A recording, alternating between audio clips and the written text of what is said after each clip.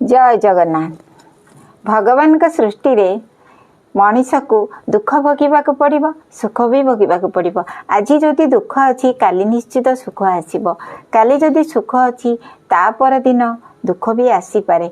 किंतु मनीष ये सब जानी से तेरे दुख आसूची बहुत किसी भावी दौची, नेगेटिव भावुची एवं पॉजिटिव भावुची। मो मतरे इत्ते सब भावी मानसिक शांति को केबे हेले हरांतु नाही।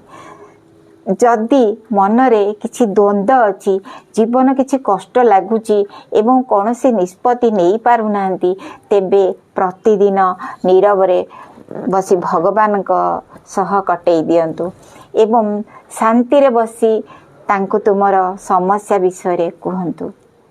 जेमिति आपण किछि गोटे निष्पत्ति नेला पूर्व अन्य मानकर मतामत लोड़ुछंती, सेमती भगवान को पाखरे बसी कहतु, हे प्रभु कहतु मो पाई कौन ठीक।